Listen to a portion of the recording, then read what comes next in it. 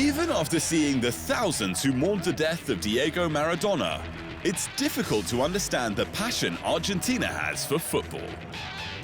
But that 3 out of the mere handful of players whose names are even mentioned in the debate of the greatest footballer are Argentine goes some way to explain it.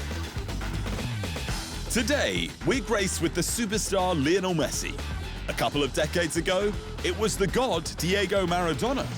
And before footballers were even held to such heady heights, there was Alfredo Di Stefano. To compare them? Well, that's what we'd call a three-way argy-bargy.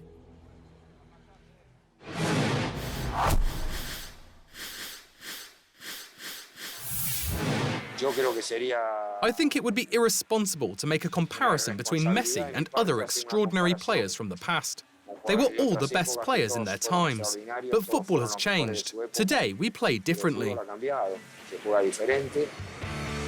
Alejandro Sabella had a point. Comparing players across different eras is never easy. The competition isn't the same. The training isn't the same. Even the ball is made differently. How would Di Stefano have dealt with the expectations from 12 years old that Messi had? Would his legendary work ethic have stood out in an era with every second of training optimized by science? Would Maradona have cleaned up his act and had a longer career if there was the drug testing we see these days? And how would Messi have gone in an era where they'd have kicked the living suitcase out of him even more than Sergio Ramos? As no less a judge than Sir Alex Ferguson said a few years ago, that doesn't matter. Would a player in the 50s like Pelé be able to play in present day? You know, the answer to that is great players would play in any generation. Lionel Messi could play in the 50s, he could play in the present day, as could Di Stefano, Pelé, Maradona, Cruyff. He could all play at any level because they're great players. Maradona, of course, has one thing that neither Di Stefano or Messi have. That 1986 World Cup. The one he won almost single left-footedly and handedly that earned him so much forgiveness through the years.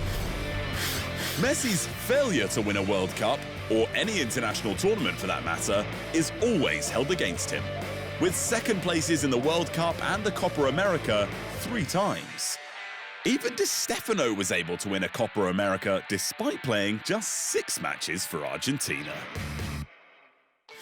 Second place? No. Maradona was alone, and he would win trophies for Argentina. And right now, everyone says Messi is the best in the world.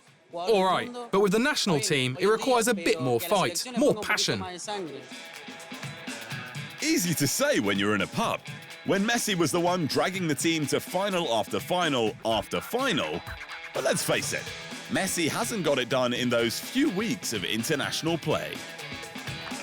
But where Messi does stand out is at club level, where he has got it done with staggering consistency. Club football has really taken over from international football to a great extent. We see a lot more of them on a worldwide scale every week now, these great footballers, and Messi just does it week after week. I think that alone means that even the likes of Pelé and Maradona kind of fade into insignificance almost.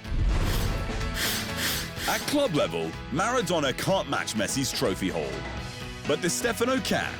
Well, just about. Counting only Europe, Di Stefano won 8 leagues to Messi's 10, while in European Cups, the Real Madrid man has 5 to Messi's 4. Sure, Messi has won more Ballon d'Or than anyone in the history of the game, but Di Stefano was the first to win it more than once. Not that Messi recognises that as a particularly Argentine achievement. I am very proud to be the first Argentine to have won this award, even though Maradona didn't win it because at the time he couldn't enter the contest. Otherwise, he would certainly have won it more than once for sure. Di Stefano and Sivori won it playing for other national teams, so to be the first Argentine gives me enormous pride. No, Maradona didn't win one. But that was only because he wasn't eligible, with the award restricted to European players until 1995. Di Stefano claimed his after picking up Spanish nationality. Maradona was handed one for his services to football in '95, and in a 2016 re-evaluation, France Football did declare that had he been eligible, he would have won it in '86 for his World Cup heroics, and in 1990 when he dragged Argentina to another final and Napoli to a second Serie A title. But he didn't. Maradona's impact at Napoli was incredible, turning them from also-rans to winners. But Di Stefano turned Real Madrid into the biggest club in the world. Alfredo Di Stefano is one of the best players ever to have played football. When we look back over the history of the game and talk about guys like Diego Maradona or Pele or Lionel Messi now, and Di Stefano deserves to rank right up amongst those as the best footballers of all time. We think about Real Madrid at the moment and it's like one of the biggest clubs in the world. But before Di Stefano came to Spain, before he signed for Real Madrid, they'd only won 2 league titles in the previous 50 years. Then Di Stefano comes in, changes everything. Because of his fleeting allegiances, representing Argentina, Uruguay and Spain, Di Stefano's lofty status lies strictly in the hearts of Madridistas. And likewise with Messi, it's Barcelona that holds him most dear, having turned them into relentless trophy gluttons. So on a purely Argentine level, Maradona stands alone. Which is why it just wouldn't have been right for Messi's Maradona tribute to have been their country's blue and white stripes, or even a throwback kit of the club at which he surpassed his idol.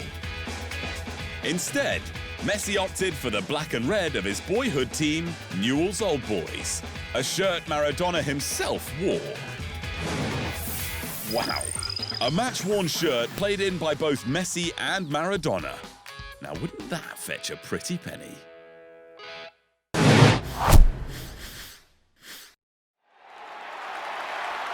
Thanks for watching.